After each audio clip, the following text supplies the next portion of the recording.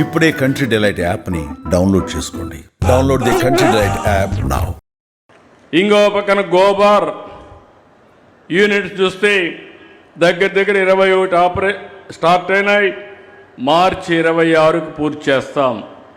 ఇంకో పక్క 210 ఎంఆర్ఎఫ్లు, ఇవి కూడా మీరు చూస్తే మార్చి 26కు పూర్తి చేస్తాం. స్వచ్ఛ రథాలు 100 ప్రారంభిస్తున్నాం. ఇది కూడా మార్చి 26కి మొత్తం అన్నీ కూడా ఆపరేషన్లోకి వస్తాయి. సింగిల్ యూజ్ ప్లాస్టిక్ నేను ఇప్పుడే చెప్పాను, అందరూ కూడా బ్యాన్ చేయాలి. అక్టోబర్ 2వ తారీఖు తర్వాత ఈ రాష్ట్రంలో ఎక్కడ కూడా సింగిల్ యూజ్ ప్లాస్టిక్ కనపడడానికి వీలు లేదు. ఇది ఒక ఉద్యమంగా మనం ముందు తీసుకుపోవాలి. మీరు ఇప్పుడు రాను ఎలక్ట్రానిక్ వేస్ట్ వస్తూ ఉంది. బాటిల్స్ ప్లాస్టిక్కే కాదు, ఎంతో ఎలక్ట్రానిక్ వేస్ట్ మీ సెల్ ఫోన్ నుంచి, మీరు వాడే వస్తువుల నుంచి ఎలక్ట్రానిక్ వేస్ట్ వస్తూ ఉంది. దీనికి కూడా 123 అర్బన్ ఏరియాలో మార్చి 26కి కలెక్షన్ పెట్టుకున్నాం. దీనికి కూడా ఇది చేస్తాం. ఇంకో పక్క ఐటీసీ ఒక కార్యక్రమం తీసుకొచ్చారు. మన పాత పుస్తకాలు వాళ్ళకిస్తే అవి తీసుకొని పిల్లలకు కొత్త పుస్తకాలు ఇస్తారు. అంటే అది చెత్త, అంటే పాత పుస్తకాలు ఇంట్లో బారేయకుండా వేస్ట్ చేయకుండా దాన్ని కూడా ఉపయోగించుకుంటే కొత్త పుస్తకాలు తీసుకునే పరిస్థితి వస్తుంది. అది కూడా తీసుకొస్తాం. గ్రే వాటర్, ఎక్కడికక్కడ మురుగునీరున్నాయి, ఆ మురుగునీరు నుంచి కూడా మనం ఇది చేయాల్సిన అవసరం ఉంది.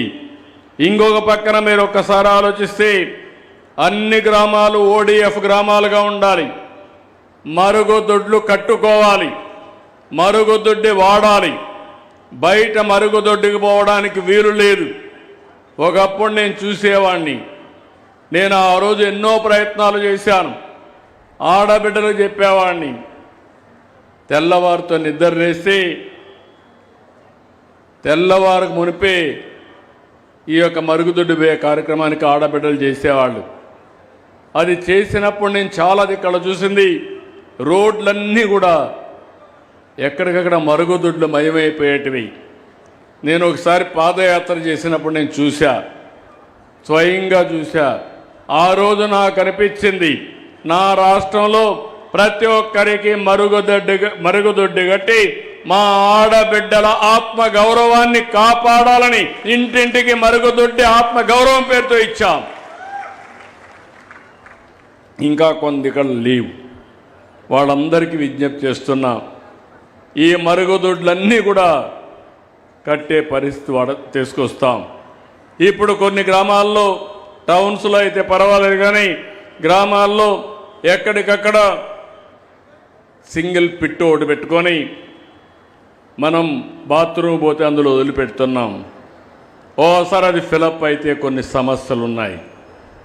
దాన్ని ఏ విధంగా తీయాలి, ఎట్లా కన్వర్ట్ చేయాలి, ఏ విధంగా మీకు సహాయం చేయాలనో దానికి కూడా ఒక ప్రోగ్రాం ఇస్తున్నా. ఆ ప్రోగ్రాం ప్రకారం మీ మరుగుదొడ్ల నుంచి ఏదైతే మీరు వదులుతారో సింగిల్ పిట్లోకి లేదా డబుల్ పిట్లోకి, అవన్నీ కూడా టైం ఇచ్చి ఎక్కడికక్కడ తీసి వేరే దిక్కున పంపించే కార్యక్రమానికి కూడా శ్రీకారం చుడతామని చెప్పి కూడా నేను మీకు తెలియజేస్తున్నా. ఇక్కడ నేను ఎప్పటికప్పుడు మీ అభిప్రాయాలు తీసుకుంటున్నానా లేదా? నేను ఐవీఆర్ఎస్ అడుగుతున్నానంటే చేతుల పైకెత్తండి. పెన్షన్ వస్తే వచ్చుతానే మళ్ళీ అడుగుతాను, మా ఆఫీసర్ మీ దగ్గరికి వచ్చాడా, మీ ఇంటి దగ్గరనే పింఛన్ ఇచ్చాడా, ఏమన్నా డబ్బులు అడిగాడా, లేకపోతే మిమ్మల్ని తక్కువగా మాట్లాడా, ఇవన్నీ అడుగుతున్నానా లేదా? అన్నీ అడుగుతున్నా. నేను ఒకప్పుడు మా రామకృష్ణ గారు చెప్పారు, ఇప్పుడే నాకు ఒక అవార్డు వచ్చిందని. నేను ఒకప్పుడు ఈజ్ ఆఫ్ డూయింగ్ బిజినెస్ మాట్లాడేవాడిని, తర్వాత స్పీడ్ ఆఫ్ డూయింగ్ బిజినెస్ మాట్లాడుతున్నా. అందుకే ఈరోజు ఇంత పెట్టుబడులు వచ్చాయి కూడా నేను చెప్తాను. కానీ ఈరోజు నా ఆలోచన, మీరు ఏ ఆఫీసుకు పోయే పని లేకుండా ఏ పని కావాలన్నా మీ ఫోన్ ద్వారా మీ ఇంట్లో మీకు చేసి పెట్టే బాధ్యత నాది. అదే సుపరిపాలన. అందుకే ఇప్పుడు నేను మొన్న కలెక్టర్స్ కాన్ఫరెన్స్లో ఒకటి చెప్పాను. ఆ మాట మీరింటే నేను చెప్పింది speed of doing delivering governance. Government సేవల్ని ఎంత తొందరగా మీకు ఇవ్వగలుగుతాం, ఎంత స్పీడ్గా ఇవ్వగలుగుతాం, ఎంత అవినీతి లేకుండా ఒక్క పైసా డబ్బులు అడగకుండా మీకు సేవలు ఏ విధంగా అందిస్తామని నేను ఆలోచిస్తున్నా. తొందరలోనే మీరు చూస్తారు. నాది ఎప్పుడు కూడా ఉడుం పట్టు, ఒకటి అనుకుంటే దాన్ని సాధించే వరకు వదిలిపెట్టను. తొందరలోనే దేశం ప్రపంచంలో ఎవరైనా సరే పరిపాలన ఏ విధంగా ఉండాలంటే దానికి చిరునామాగా ఆంధ్రప్రదేశ్ ఉంటుందని చెప్పి మరొక్కసారి విజ్ఞప్తి చేస్తున్నా. ఇప్పుడే రామకృష్ణ గారు అన్నారు, కష్టాల్లో ఉంది, దివాలా తీసిన రాష్ట్రం, అన్ని పనులు అవుతాయంటే నేను ఒకటే ఆలోచించా. మాట ఇచ్చాం. నేను, మా మిత్రుడు పవన్ కళ్యాణ్ గారు, అదేవిధంగా ప్రధానమంత్రి నరేంద్ర మోడీ గారు, మేము ఒకటే ఆలోచించాం. ఎన్ని ఇబ్బందులున్నా సరే కష్టపడదాం, అధిగమిద్దామని చెప్పాం. సూపర్ 6 అన్నాం, సూపర్ హిట్ చేసి మీ రుణం తీర్చుకున్నాం. ఇక్కడతో ఆగల, ఇంకా చాలా పనులు ఉన్నాయి. దానికోసం ముందుకు పోతున్నాం. ఈరోజు ఇక్కడికి వచ్చినప్పుడు జిల్లా కలెక్టర్కి విజ్ఞప్తి చేస్తున్నా, ఎస్ఏలో స్వచ్ఛాంధ్రలో మీరు 13వ ప్లేస్లో ఉన్నారు. Be clear. 26 జిల్లాలో సగంలో మీరున్నారు. తొందరలోనే మీరు ఫస్ట్ 2లో లేదా నెంబర్ 1లో ఉండాలి. దానికి మీరు స్ట్రగుల్ చేయాల్సిన అవసరం ఉంది. నేను ఇప్పుడు కొత్త పద్ధతి పెట్టుకున్నాను. నన్ను నేనే ఎంత బాగా చేశానో బేరే చేసుకుంటున్నా, మా ఎమ్మెల్యేలు బేరే చేసుకుంటున్నా, మిత్రపక్షాలైన ఎంపీలది కూడా అసెస్ చేస్తున్నా. మళ్ళా వాళ్ళని గెలిపించే బాధ్యత, గెలవాల్సిన అవసరం ఈ రాష్ట్రానికి ఉంది కాబట్టి అవి కూడా అనలైజ్ చేసుకుంటున్నా. కలెక్టర్స్ పనితనాన్ని కూడా చూస్తున్నా, ఎస్పీల పనితనాన్ని చూస్తున్నా. మీ గ్రామంలో ఉండే చిన్న అధికారి ఉంటే ఆ అధికారి పనితనాన్ని కూడా చేసి, ఒకసారి చెప్తా, రెండోసారి చెప్తా, మారకపోతే ఏం చేయాలన్నా మారే వరకు వదిలిపెట్టనని మరొకసారి మీ అందరికీ హామీ ఇస్తున్నా. నా ఆలోచన ఒకటే, ఈ రాష్ట్రాన్ని బాగు చేసుకోవాలి. అది మన చేతుల్లో ఉంది. ఈరోజు మీరు ఒక్కసారి చూస్తే ఈ కూటమి ప్రభుత్వం వచ్చిన తర్వాత అనకాపల్లి జిల్లా ఒక పరిశ్రమల హబ్గా తయారైంది. పరిశ్రమల కోసం రాంబెల్లి, పూడి, నక్కపల్లి, వల్లూరు, మాకవరపాడెం 24,843 ఎకరాలు అభివృద్ధి చేస్తున్నాం. కోడూరు, పరవాడ, అచ్యుతాపురం ఎంఎస్ఎంఈ పార్కులు తీసుకొచ్చాం. జిల్లాలో తొలి ప్రైవేట్ ఇండస్ట్రియల్ పార్క్ నక్కపల్లిలో 93 ఎకరాల్లో ఏర్పాటవుతుంది.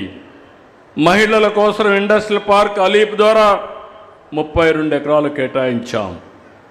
ఇప్పటికే మీరు చూస్తే 2,89,000 కోట్ల రూపాయలు పెట్టుబడులు ఒక జిల్లాలో 46 పరిశ్రమలు వస్తున్నాయి.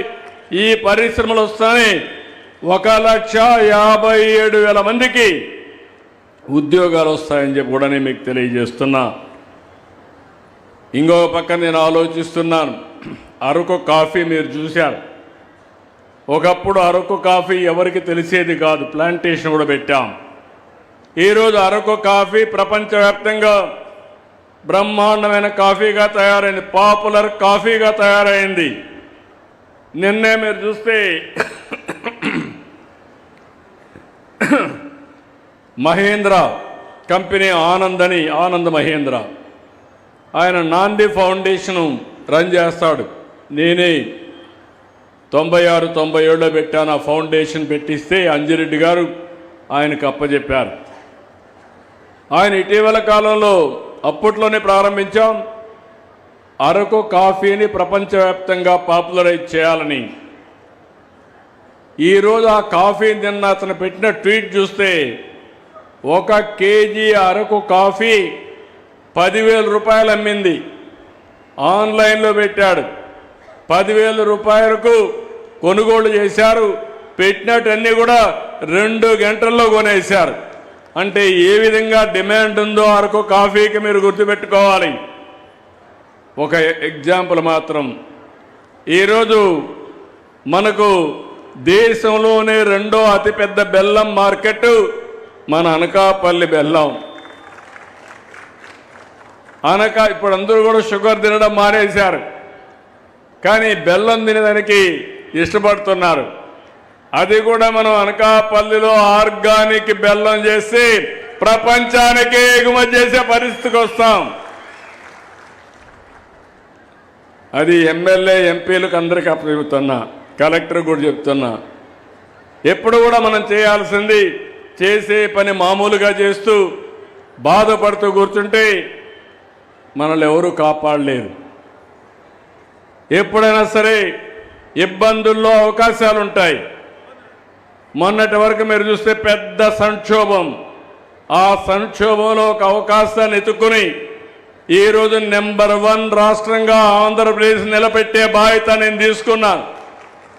అదే మరి మన వాళ్ళు కూడా తీసుకుంటే దీని మీద శ్రద్ధ పెడతాం, చేస్తామని చెప్పి కూడా నేను మీకు తెలియజేస్తున్నా. పోలవరం ఎడమ కాలువ, ఉత్తరాంధ్ర సుజల స్రవంతి వార్ ఫుటింగ్ మీద చేశాం. చాలా డిఫికల్టీస్ ఉన్నాయి. అవన్నీ కూడా చేసి ఇంకొక 1-2 నెలల్లో ట్రయల్ రన్ కింద పోలవరం నీళ్లు అనకాపల్లికి వస్తాయని చెప్పి మీ అందరికీ హామీ ఇస్తున్నా. ఇది అయిన తర్వాత ఈ యొక్క గోదావరి నీళ్లు వంశధారకు అనుసంధానం చేస్తాం. ఉత్తరాంధ్రలో ఉండే అన్ని ఇరిగేషన్ ప్రాజెక్ట్స్ని పూర్తి చేస్తాం. నిన్నే నేను కేంద్ర మంత్రిని నిర్మలా సీతారామన్ గారు కలిసి ఉత్తరాంధ్ర అభివృద్ధి కోసం డబ్బులు మనం అడిగాను. పూర్వోదయ కింద అది వస్తే బ్రహ్మాండంగా మనం ముందుకు తీసుకుపోతాం. అందుకే హామీ ఇస్తున్నా, 2-3 ఏళ్లలో ఉత్తరాంధ్రలో అన్ని ఇరిగేషన్ ప్రాజెక్టులు పూర్తి చేసే బాధ్యత ఈ ప్రభుత్వం తీసుకుంటాం. మొన్నే విశాఖపట్నం పెట్టుబడుల సదస్సు గ్రాండ్ సక్సెస్ అయింది. 13,26,000 కోట్ల రూపాయలు పెట్టుబడులు వచ్చాయి. 610 MOUలు చేశాం. ఇవి వస్తే 16 లక్షల మందికి ఉద్యోగాలు వస్తాయి. నా ఆలోచన ఒకటి, చదువుకున్న వాళ్ళు ఎవ్వరు కూడా ఇంట్లో కూర్చోకుండా పనిచేసే అవకాశాలు కల్పించాలని చెప్పి ముందుకు పోతున్నాం. ఇప్పటికీ 8,29,000 కోట్ల రూపాయలు పనులు కూడా ప్రారంభమయ్యాయి. దీనివల్ల 7 లక్షల మందికి ఉద్యోగాలు వస్తాయి. ఈ 2 పూర్తయితే 23 లక్షల మందికి ఉద్యోగాలు వస్తాయి. మొన్న చేసిన MOUల్లో 11 MOUలు ఈ అనకాపల్లిలో వస్తున్నాయి. 14,000 కోట్ల రూపాయల పెట్టుబడులు వస్తున్నాయి. ఇవి వస్తే ఒక 20,000 మందికి ఉద్యోగాలు వస్తాయని చెప్పి కూడా నేను మీకు తెలియజేస్తున్నా. విశాఖకు గూగుల్ వస్తూ ఉంది. మీరు గుర్తుపెట్టుకోవాలి, అనకాపల్లిలో ఉండేవాళ్ళు నేరుగా విశాఖపట్నానికి వెళ్ళిపోయి AI కింద డేటా సెంటర్లో పనిచేసే అవకాశం వస్తుంది. నాలెడ్జ్ ఎకానమీకి AI నెక్స్ట్ లెవెల్ అని చెప్పి నేను మీకు తెలియజేస్తున్నా. ఒకప్పుడు హైదరాబాద్లో IT ప్రారంభించి హైటెక్ సిటీతో ముందుకు పోయాం. ఇప్పుడు నెక్స్ట్ లెవెల్ ఆఫ్ టెక్నాలజీలో డేటా సెంటర్లు, AI ఆర్టిఫిషియల్ ఇంటెలిజెన్స్లో మనం ముందుకు పోతున్నాం. కాగ్నిజెంట్ వచ్చింది, TCS తొందరలోనే వస్తున్నారు. ప్రపంచం మొత్తం విశాఖపట్నం వైపు చూస్తూ ఉంది. అదే సమయంలో అనకాపల్లి నియోజకవర్గంలో మీరు చూస్తే ఆర్సీఆర్ మిత్తల్, నిస్సాన్ స్టీల్ వంటి ప్రపంచ స్థాయి నెంబర్ 1 కంపెనీలు ఇక్కడికి వస్తున్నారు. 70,000 కోట్ల రూపాయలు ఖర్చు పెడుతున్నారు. ఫేజ్ 1లో 60,000 మందికి ఉద్యోగాలు వస్తున్నాయి. అదే మాదిరిగా ఈ జిల్లాలో మీరు చూస్తే ఒక పక్కన RCR Mittal steel city create చేస్తున్నారు. ఇంకో పక్క అల్యూమినియం సిటీ కూడా ఇక్కడ ఉంది. ఆ అల్యూమినియం సిటీ కూడా రాబోయే రోజుల్లో ఒక పక్క స్టీల్ సిటీ, ఇంకో పక్క అల్యూమినియం సిటీ రెండు వస్తాయని చెప్పి కూడా నేను మీకు తెలియజేస్తున్నా. ఎన్టీపీసీ 1,85,000 కోట్లు ఖర్చు పెడుతున్నారు. టూరిజం, టెక్నాలజీ, నాలెడ్జ్ కేంద్రంగా విశాఖపట్నం తయారవుతుంది. పోర్ట్లు, ఎయిర్పోర్ట్లు, హైవేలు ఇవన్నీ వస్తే ఈ ప్రాంతం రూపురేఖలే మారుతుంది. మొన్నే నేను 3 రీజన్ల కింద విశాఖపట్నం ఎకనామిక్ రీజన్ని ప్రారంభించాను. దానివల్ల మీరు ఊహించినటువంటి అభివృద్ధి చేసే పరిస్థితి వస్తుంది. నేను ఒక పక్క అభివృద్ధి ఒక యజ్ఞంగా చేస్తున్నాను, సంక్షేమాన్ని ఒక బాధ్యతగా చేస్తున్నాను, సుపరిపాలన మీకు అందించాలని ముందుకు పోతున్నాం. కానీ మనం అందరం కూడా ఒక యజ్ఞంగా చేస్తే ఇప్పుడు రాక్షసులు ఈ యజ్ఞాన్ని భగ్నం చేయడానికి వస్తున్నారు. వివిధ రూపాల్లో వస్తున్నారు, ఎక్కడికక్కడ అడ్డుపడుతున్నారు. ఒకరంటారు ఐటీ కంపెనీలు వస్తే కేసులు వేస్తారు. నేను మెగా డిఎస్సి పెడితే 40-50 కేసులు వేస్తే ఒక పక్క పని చేయాలి, ఇంకో పక్క ఆ కేసుల మీద పోరాడాలి. నిన్నే కానిస్టేబుల్ ఉద్యోగాలు ఇస్తే దానికి కూడా కోర్టు పోయే పరిస్థితికి వచ్చారు. ఇలాంటి చాలా చేస్తే నేను ఒకటే చెప్తున్నా, భూబకాసురులు ఎంతమంది వచ్చినా, ఎన్ని అడ్డంకులు సృష్టించినా నేను అనుకున్న లక్ష్యాన్ని చేరే వరకు వదిలిపెట్టనని మరొక్కసారి మీ అందరికీ హామీ ఇస్తున్నా. నిన్నే మీరు చూశారు, నేను ఈరోజు ఇచ్చింది పేదల కోసం మెడికల్ కాలేజీలు ఇచ్చాం. మీ అందరూ ప్రజలోడు గుర్తుపెట్టుకోవాలి, నేను ఇచ్చింది ప్రైవేటుకి కాదు, మేనేజ్మెంట్ ఇచ్చాం. దానివల్ల సీట్లు పెరుగుతాయి, హాస్పిటల్స్లో అడ్మిషన్స్ అన్నీ ఎన్టీఆర్ వైద్య సేవ కిందనే ఉచితంగా చూపిస్తాం. అదే మాదిరిగా ఇన్పేషెంట్స్ అందరినీ 70% వీళ్ళకే వస్తాయి. ఇలాంటివి వస్తే ప్రైవేటుకి ఇచ్చామని కావాలని మాట్లాడే పరిస్థితికి వస్తున్నారు. అంటే మనందరం గుర్తుపెట్టుకోవాల్సింది, మొన్నటి వరకు 104 కానీ 108-9 కానీ దేని కింద ఇచ్చారని అడుగుతున్నా. ఇలాంటివన్నీ కూడా మీరు ఒక్కసారి ఆలోచించుకుని పూర్తిగా సహకరించాల్సిన అవసరం మీ పైన ఉందని చెప్పి కూడా నేను మీకు తెలియజేస్తున్నాను. అందుకే ఈరోజు నేను ఇటీవల కాలంలో యోగా పెట్టాం, మీరు చూశారు. విశాఖపట్నం కేంద్రంగా నేను యోగా పెడితే దగ్గర ఇది మీరు గుర్తుపెట్టుకోవాలి, యోగా అనేది మన భారతీయ సంపద, మన సంస్కృతిలో భాగం. ఈరోజు 150 దేశాలు యోగాని ప్రాక్టీస్ చేస్తున్నాయంటే, ప్రపంచం మొత్తం మనల్ని ఫాలో అవుతా ఉందంటే అది నరేంద్ర మోడీ గారు ప్రపంచవ్యాప్తంగా యోగాకు తీసుకొచ్చిన గుర్తింపు. 11వ యోగా ప్రపంచ దినోత్సవం జరిగితే విశాఖపట్నం కేంద్రంగా చేయాలని కోరినప్పుడు ప్రపంచం మెచ్చే విధంగా ఆ కార్యక్రమాన్ని చేశాం. 30 రోజులు ప్రజారోగ్యం కోసం యోగాని గ్రామాల్లో ప్రాక్టీస్ చేపించాం. 2,18,00,000 మంది పాల్గొన్నారు. ఇంకో పక్క విశాఖలో ఎప్పుడు జరిగి ఉండదు, 26.3 కిలోమీటర్లు 3 లక్షల మంది రాత్రంతా మేలుకొని తెల్లవారుతో 5 గంటలకు ఆ ప్రాంగణానికి వచ్చారంటే అది యోగాకుండే విశిష్టత. 2 గిన్నీస్ వరల్డ్ రికార్డ్స్ వచ్చాయి, 25 అదర్ రికార్డ్స్ వచ్చాయి. ప్రధానమంత్రి కేబినెట్లో కూడా వ్యక్తిగతంగా చెప్పాడు, నేను చాలా కార్యక్రమాలు చూశాను కానీ నా జీవితంలో ఎప్పుడూ ఇలాంటి కార్యక్రమాన్ని చూడలేదని సాక్షాత్తు ప్రధానమంత్రి గారు చెప్పారంటే అది మనం చూపించిన చొరవ. దాన్ని విమర్శిస్తారు. విశాఖపట్నాన్ని గంజాయికి డ్రగ్స్ క్యాపిటల్గా చేస్తే ఈరోజు ఏఐ క్యాపిటల్గా, డేటా సెంటర్ క్యాపిటల్గా, యోగా క్యాపిటల్గా మనం చేస్తున్నామని చెప్పి కూడా నేను మీకు తెలియజేస్తున్నా. దందాలు లేవు, భూ కబ్జాలు లేవు. మీరు ఈ విషయం గుర్తుపెట్టుకోవాలి. విశాఖపట్నంలో మీరు చూశారు ఋషికొండ, 500 ఎకరాలు ఋషికొండ. ఋషులు ధ్యానం చేసిన ప్రదేశాన్ని గుండు కొట్టిస్తే దాన్ని కాపాడే బాధ్యత మనం తీసుకుంటున్నాం.